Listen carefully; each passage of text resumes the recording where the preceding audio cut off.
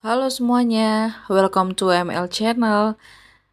Hari ini kita akan melanjutkan cerita dari kisah janda perawan. Sebelumnya jangan lupa untuk subscribe, comment, and like.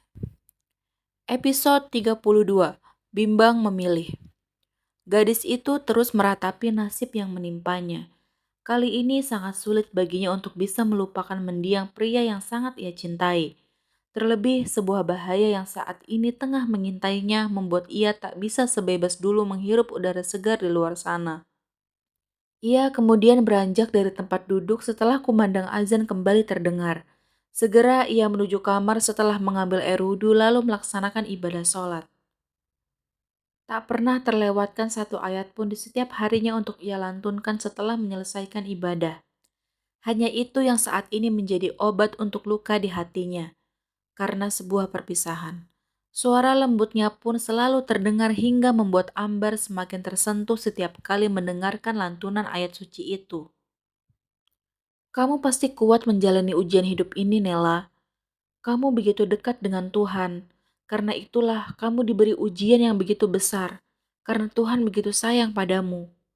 Wanita parubaya itu menyekap pelupuk mata yang mulai dibasahi buliran bening.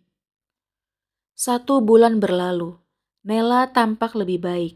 Ia kemudian bergegas ke dapur untuk membantu pekerjaan Ningsih yang sedang memasak. Namun, tak lama kemudian suara derap langkah sepatu dari arah tangga pun terdengar. Terlihat Ambar sudah berpakaian rapi dan tertutup melangkah ke arah dapur. Membuat sepasang mata yang melihat penampilan Ambar pasti tak dapat berkedip. Masya Allah, Mama kelihatan lebih cantik dan anggun kalau berpakaian seperti ini. Nela menatap kagum mertuanya itu. Iya, betul. Saya sampai pangling lihatnya, Nyonya. Ningsih pun tampak begitu terharu memandangi penampilan majikannya yang jauh berbeda dari sebelumnya. Terima kasih. Kalau kalian sudah selesai masak, kita berangkat ke majelis ya. Saya tunggu di depan. Ajak Ambar, yang lagi-lagi membuat Nela dan Ningsih tertegun. Ningsih dan Nela saling menatap dengan mata yang melebar. Masih tak percaya dengan ajakan Ambar tersebut. Apa saya nggak salah dengar, Nyonya? Tanya Ningsih.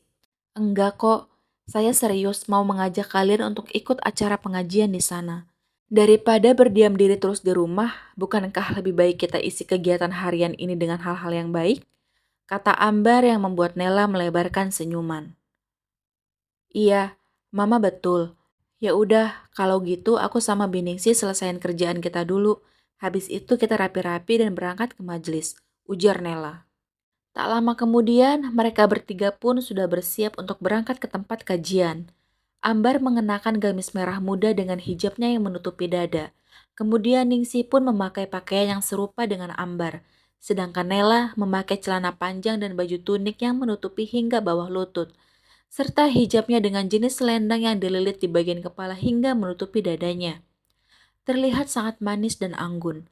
Meski hatinya masih belum tergerak untuk mengenakan hijab seutuhnya, tetapi ia terus beristiqomah di jalan yang baik menurut ajaran agamanya.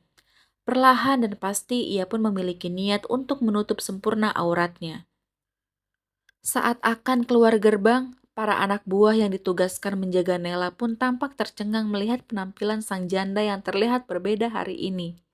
Pesonanya dengan hijab menambah kecantikan dan kekaguman setiap mata pria yang menatapnya. Mau kemana ini? Mbak Nela kan gak boleh kemana-mana dulu. Kan baru menjanda, harusnya di rumah saja, sampai masa idahnya selesai. Kata salah satu anak buah itu, yang dibalas sebuah senyuman manis oleh Nela. Kita mau ikut kajian di majelis depan. Kalian gak usah khawatir, insya Allah kita akan baik-baik aja kok. Dan soal status saya ini sepertinya tidak akan menjadi masalah. Karena pada dasarnya meski seorang janda, tapi saya ini masih suci. Di mana seorang perempuan yang masih suci meski dengan statusnya yang menjanda itu tidak memiliki masa idah. Nela dengan perlahan menjelaskan tentang salah satu peraturan dalam agama mengenai adanya masa tunggu seorang janda.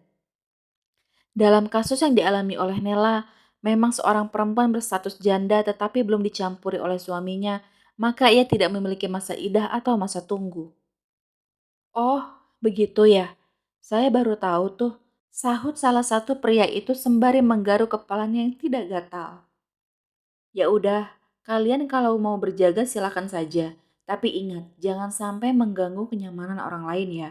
Sambung Ambar yang langsung mendapatkan anggukan kepala oleh kedua anak buah Razga. Tak menunggu waktu lama, mereka kemudian langsung bergegas menuju majelis yang berada tak jauh dari rumahnya. Mereka pun bertemu dengan beberapa ibu-ibu yang juga mengikuti kajian tersebut. Sebagian di antara mereka sudah ada yang mengetahui siapa Ambar dan juga Nela. Mereka pun turut berduka cita atas musibah yang menimpa gadis itu. Tak sedikit di antara mereka yang begitu iba dan juga menatap sinis pada gadis cantik dengan usianya yang terbilang cukup muda, tetapi harus menyandang status janda. Bahkan ada pula yang berkata tak senonoh padanya. Hal itu pun terkadang membuat Nela merasa kembali terpuruk. Tetapi Ambar dan Ningsih selalu menguatkannya, membuat semangat dalam diri gadis itu kembali membara dan tidak menghiraukan ucapan orang lain. Hal seperti itu sampai ramai diperbincangkan di acara kajian ini, membuat ustazah yang mengisi kajian itu pun mendengar hujatan mengenai sang janda yang masih perawan itu. Hingga ia memutuskan untuk mengisi materi ceramah hari ini tentang kisah seorang janda, bertujuan agar memberikan banyak pelajaran yang berharga pada jemaah kajiannya untuk bisa lebih menghargai pada sesama tanpa memandang sebuah status. Ia mengisahkan seorang janda yang begitu baik hati selalu dicaci dan dihina oleh orang sekitar. Selalu difitnah telah berselingkuh dan menggoda para suami tetangganya. Hingga suatu kejadian menampar seluruh warga untuk bisa percaya bahwa selama ini tuduhan-tuduhan tersebut tidaklah benar. Janda tersebut adalah orang yang terhormat juga pandai menjaga diri. Tegas juga sangat berwibawa. Ia tak menyerah membuktikan bahwa dirinya tak seperti yang dituduhkan. Pada akhirnya, janda tersebut kembali mendapatkan pengakuan yang baik dari orang-orang sekitar. Begitulah ibu-ibu, terkadang apa yang kita pandang buruk belum tentu kenyataannya demikian. Justru apa yang kita pandang buruk terkadang itu adalah suatu hal yang baik di mata Sang Pencipta. Dan selalu ingat, musibah sekecil apapun tidak pernah diharapkan oleh manusia. Itulah kenapa kita harus mengasihi orang-orang yang terkena musibah. Jangan malah mencacinya, menghina, bahkan memfitnahnya. Satu hal lagi yang harus diingat. Orang yang terzolimi, doanya tidak memiliki tabir pembatas sedikit pun pada Allah Subhanahu wa Ta'ala. Itu artinya doanya akan terkabul.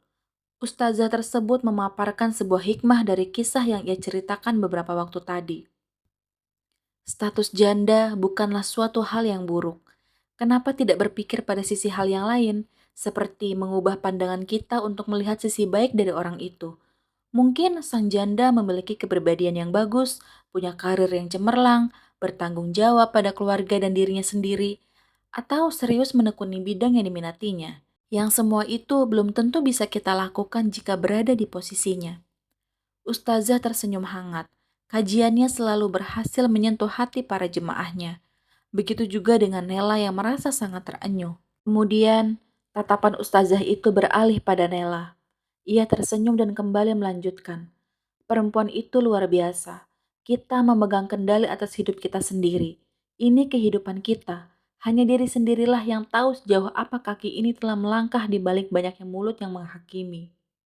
Tapi percayalah, seburuk apapun takdir yang menimpa, Allah Subhanahu wa Ta'ala tak akan pernah meninggalkan kita, karena Dialah Sang Pemilik kehidupan yang fana ini. Para jemaah pun mulai termenung, merenungi sikap mereka yang terkadang memandang sebelah mata seorang janda. Padahal tak pernah ada wanita yang ingin menyandang status demikian bagaimanapun caranya. Mereka tersadar, tuduhan yang mereka lontarkan itu adalah sebuah kesalahan besar. Kini Nela pun merasa lebih lega karena kajian hari ini membuatnya banyak tersadar bahwa wanita pun tak boleh lemah sebesar apapun masalah yang menerpanya. Akan ada Tuhan yang selalu menyertai jalan takdirnya. Sementara itu di lain tempat, Raska yang terlihat sangat gundah tiba-tiba melebarkan mata saat melihat pesan masuk yang ternyata dari anak buahnya. Ia diperlihatkan sebuah potret gadis cantik yang akhir-akhir ini mengganggu pikirannya. Pria tampan itu tersenyum tipis saat melihat wajah cantik itu terlihat sangat mengagumkan dengan balutan hijab di kepalanya. Hatinya berdesir, membuat ia terheran mengapa tiba-tiba ada secercah rindu dalam jiwanya saat melihat gadis itu. Cantik sekali, matanya yang bulat dan bercahaya, ranum bibirnya melukiskan senyuman ini benar-benar sangat indah. Raska bergumam sembari tersenyum-senyum. Tak lama ia mengerjapkan mata dan menarik napas dalam-dalam, menepis pikirannya yang mulai tak karuan. Apa-apaan ini? Pikiranku mulai kacau sekarang. Pria itu mengacak-acak rambutnya, kemudian menoleh ke arah nakas di sebelah tempat tidur dan menatap figura kecil yang memperlihatkan potret kebersamaannya dengan kekasihnya, Miranda. Benaknya kembali berkecamuk. Rasa bimbang terus merongrong hatinya karena teringat dengan permintaan terakhir sahabatnya. Ia kemudian beranjak dari tempat duduk dan segera bergegas memasuki mobil. Setelah menghubungi seseorang, ia langsung menyalakan mesin mobil dan meninggalkan rumah. Beberapa saat kemudian, ia sudah tiba di sebuah kantor pengacara. Tentu saja ia akan bertemu dengan teman baiknya yang tak lain adalah Nando. Kemudian mereka berbincang-bincang santai di ruang pribadi milik pria yang berprofesi sebagai pengacara muda itu. Gue harus gimana dong, Do? Gue bingung banget sama keadaan ini. Raska tampak gusar setelah kembali menceritakan permasalahan yang sama. Complicated, balas Nando, sembari menatap ke arah luar jendela. Lo harus pilih salah satu, Ras. Kecuali kalau lo mau mengambil resiko yang besar. Sambung Nando, membuat Raska menatap serius. Maksud lo resiko kayak gimana? Tanya Raska. Kalau lu cinta sama Miranda, lu harus terbuka sama dia. Lu ceritain semua kejadian ini. Sisanya lihat pendapat dia, mendukung atau dia milih mundur. Jelas Nando. Kemudian ia melanjutkan. Atau sebaliknya, lu yang harus jujur ngomong sama keluarga Randy. Kalau sebenarnya lu itu udah punya pasangan. Sisanya ya lihat juga gimana pendapat mereka. Raska membuang napas panjang. Rasanya saran yang diberikan oleh Nando semuanya sama-sama berat. Sulit untuk ia lakukan. Bahkan dalam hatinya mungkin sulit juga untuk memilih. Mengingat ia begitu mencintai Miranda. Tetapi di lain sisi amanah Randy tak bisa juga ia abaikan. Karena bahaya tengah mengintai Nella. Gue gak tahu harus pilih saran yang mana. Semuanya berat buat gue lakuin. Lo tahu sendiri, gue sayang banget sama Miranda, kata Raska pelan, membuat Nando berbalik badan dan melangkah ke arah temannya itu. Kalau gitu lo pilih aja Miranda. Lo lamar dia dan kalian nikah. Jelasin sama keluarga Randy. Mereka marah pun gak masalah. Dan lo bilang, gak semua amanah akan sanggup dijalankan apalagi menyangkut pernikahan. Ujar Nando, membuat Raska tercekat. But she is a danger. Randy juga pernah bilang, sebanyak apa gue menjaga Nella, kalau dia masih hidup sendirian orang-orang jahat itu gak akan ngebiarin dia hidup tenang. Dan ini pun soal hutang budi yang selama ini belum bisa gue balas buat Randy. Gue udah janji sama diri gue sendiri untuk bisa menjalankan amanahnya, kata Raska yang tampak resah. Tapi sekarang kan lu masih terus-terusan kebingungan, gak tahu mau pilih jalan yang mana, gak tahu juga langkah apa yang mau lu ambil meski udah berkata iya di hadapan Randy saat itu. Sekarang, lebih baik lu fokus sama sesuatu yang lebih urgent. Nando menatap tegas ke arah Raska. Nella itu sebenarnya nggak sendirian. Dia ada Tante Ambar yang jelas-jelas bukan orang sembarangan juga. Dia pasti nggak akan tinggal dia ngeliat menantunya jadi incaran orang-orang itu. Tegas Nando. Come on Raska, gue tahu kok siapa lo. Lo pasti tahu kan siapa wanita yang bekerja sama dengan papanya Randy itu. Lo pasti tahu langkah apa yang akan mereka ambil untuk mendapatkan Nella. Gua rasa andaikan lo nikahin gadis itu pun bukan solusi yang tepat. Bisa aja, papanya Randy dan wanita itu bakal nyusun rencana buat habisin lo. Setelah itu, mereka kembali menjalankan rencananya.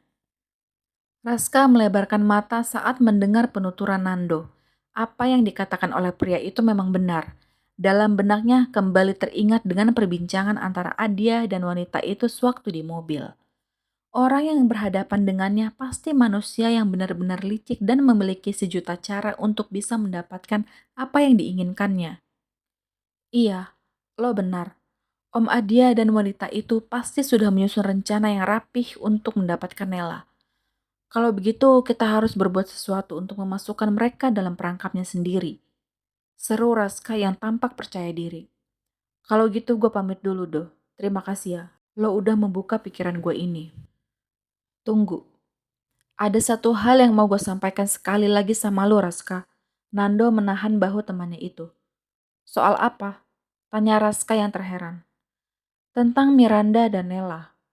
Mendengar itu, mata Raska langsung mengerling. Tetap, lo harus pilih salah satu di antara mereka. Karena gue yakin, sekarang di hati lo ini bukan cuma ada Miranda, tapi ada nama gadis itu juga. Tanpa lo sadari. Nando tersenyum dan menatap dalam ke arah pria itu.